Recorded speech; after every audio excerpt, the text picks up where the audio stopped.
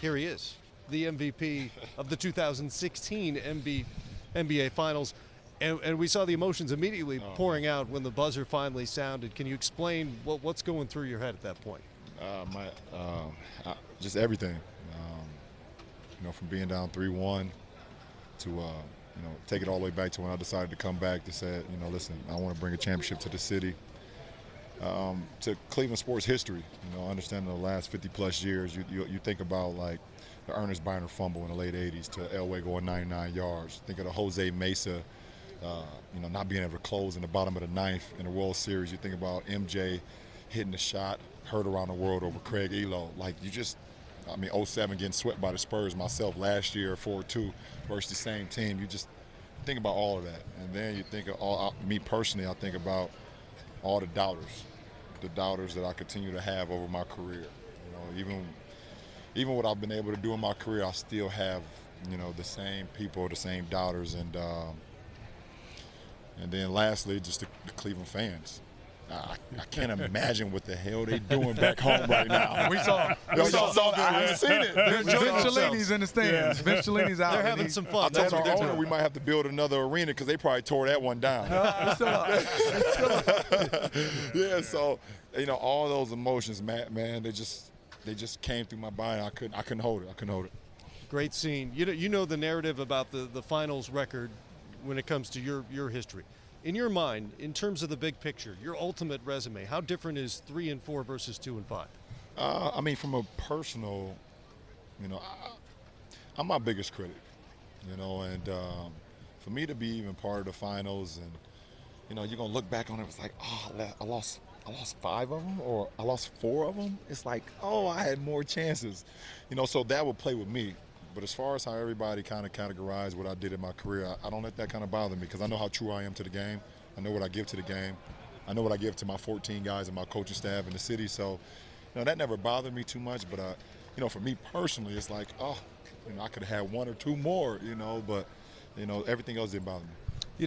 When you left Miami, the one thing that you said that resonated with me was that this is bigger than basketball. Yeah. And when you talked about it being bigger than basketball, not very many people understood the moment and understood what the situation was in Ohio, yourself, what you represented to Ohio, winning a championship there. And when you made the decision to leave Miami and come back to Ohio and say, we're going to do it for the land and we're going to be all in, how difficult a choice was that, and how tough has this journey been for you personally and emotionally? I told myself, Brian, you got to be patient, but I'm not a patient guy. But I knew when I came back, I felt like I had the blueprint to get it done. So now my challenge was, how can I get the organization and how can I get the players to follow me and listen to my command every day? You don't like it. Right. Sometimes you love it. Sometimes you don't like it at all. But if I hammer home every single day, listen, this is what we need to do along the path. I know how to get there. If you guys follow me, I can get you guys there. That's what it was about, and it was testing to me, because like I said, I'm not a patient guy, Isaiah. But I had to continue to tell the organization, tell the players, tell everybody that's a part of All In, I know what to do. I know how to get it done. Just follow me, and they believed in it. LeBron, you've had some historic moments in the playoffs, and these last 3 games, back to back, putting up some unbelievable performances under the circumstances, down 3-1, going on the road, potentially, losing the game at Golden State, who plays well at home. I've always felt that as a player, you read the situation and you just provided what was needed. But what was going through your mind coming back here for Game 5, down 3-1? Were you just like, I got to come out and score? What was going through your head as you prepare for the game? Well, those first 2 games here, I played a little bit too fast, and I allowed their defense to speed me up a little bit too much. Kind of remind me of the San Antonio series in the 2012, the first time I won it. So I went back and watched film. I just watched a lot of film. I was like, okay, Brian, they're giving you the mid-range shot. They're giving you the 3. You practice it every day. Just trust in your mechanics. Just trust in what you've put into the game.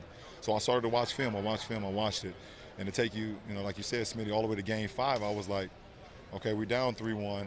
at the end of the day, if we would have swept home court in the 7-game series, we still need to win 1 game in this series on their floor. Yeah. So we have 3 wins. We still got to win 1 game on their floor. So why not Game 5? And if we can win Game 5, I know what our fans is going to do for us, and I know we're capable of doing at home. We only lost 1 game, and that was Game 4, and that was to these guys. So I knew we was capable of doing. We just had to get 1. And I told those guys, listen, we got to fly back home anyways. We got to fly back home anyways after Game 5. We might as well fly back and give our fans another game. LeBron, you had phenomenal numbers last season in the finals this year. But then you got to have a coach that you have a connection.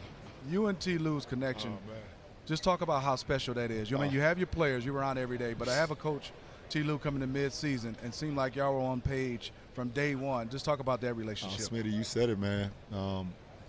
When you grow up in the inner city, and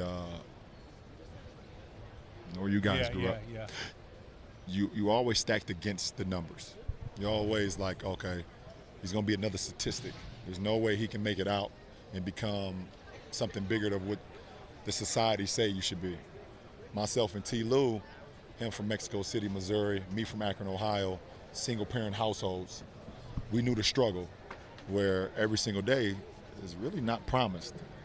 You know, so you always kind of against the numbers, and people saying there's no way you can make it out.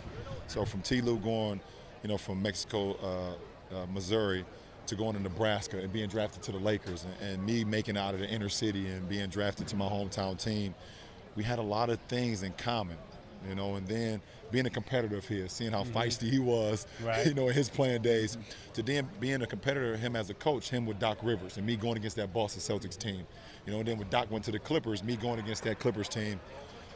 And when I saw that he was taking a deal in Cleveland, you know, to be an assistant, that was like, when I decided to come back, I was like, I know that guy as an assistant, and I can trust that guy. And I mean, I can't. It's crazy to see how everything kind of plays out, to him being the head coach and me being the leader of the team, and just a mutual respect, man. Just a mutual respect, Smitty. I want to get your reaction to a couple of things here that I haven't seen, but I'm told we have tweets from Jim Brown. I didn't know Jim Brown tweeted until just now. I didn't even know he had a Twitter. And I'm trying to read it. It's very small. What a great night and moment for the city of Cleveland. Congratulations to the entire Cavs organization and bringing it home. There you go. And from the President of the United States. Wow. What a game and what a series for the Cavs. Happy to see King James bring it home for Cleveland.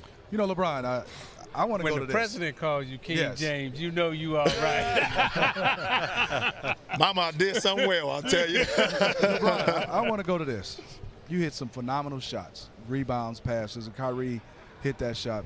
But we talked about that block. The block. Yeah. The block changed the series. What was going through your mind? You didn't give up on the play, because I thought you could have blocked it on the left side and the right side. Well, I mean, they broke out in transition, man, and we all know Iguodala in open floor. He's one of the best guys we have in our league. It was just like, I can't give up on this play. There's no way I can give up on this play. And well, were you playing the reverse also? I was playing both. I was playing both.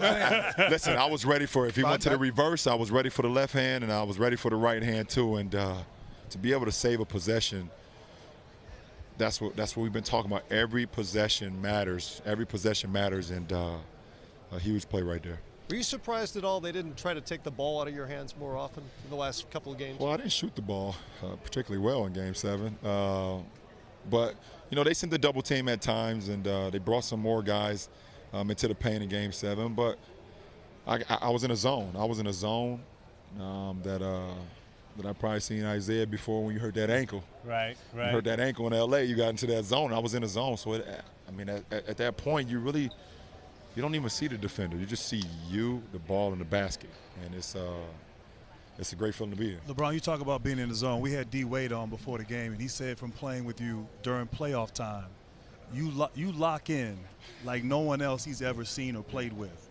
And so just talk about your preparation for the playoffs, the whole journey through the playoffs, and obviously here in the finals. Well, I think the best thing about what I've done over the last few years, I've kind of gotten away from what everybody talk about. You know, during the playoffs, I get off social media. I don't watch sports talk radio. I don't watch the all the things that be on TV. It's just like at the end of the day, the game is won in between these 4 lines. You can have all the talking, you can have everybody saying what's going to happen, but the game is won in between the 4 lines, and that's where I thrive at. That's where I bring to the table. When we get on these 4 lines, listen, everything is said, but let's get on this court and let's make it happen. So, that's where my focus, that's where my mentality just came from the last few years, and I know how much I put into the game, I know how much work, and then I just go out and play. One more last thing. We talk about the greatest to ever play. And I know that is a goal of yours. And I look in that room right now, there's you, Michael Jordan, Kareem Abdul-Jabbar, Bill Russell, Wilt Chamberlain. Wow. What y'all talking about in that room? I mean, you 5 guys, to me, you're in the discussion of the greatest to ever do it. I don't know if there's a 6th, and if I'm missing one, somebody please correct me. But when I look in that room, it's you 5 guys. So what's the conversation like? What y'all talking about? I'm probably going to be the one that will be a loss for words.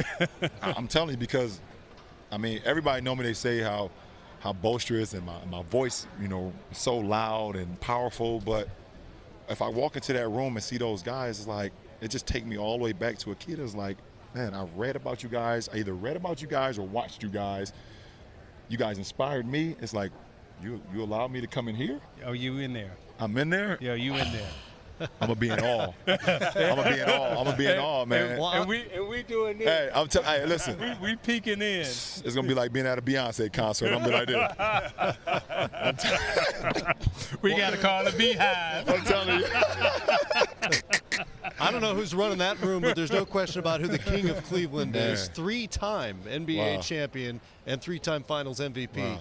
LeBron James, you're Congrats. on set. Appreciate it, Congratulations. man. Matt, Smitty, Grant, Isaiah, I appreciate you guys, man. And the young fellas over there. Yeah, I got my young boys over there too, man. Future. Thank you so much, guys.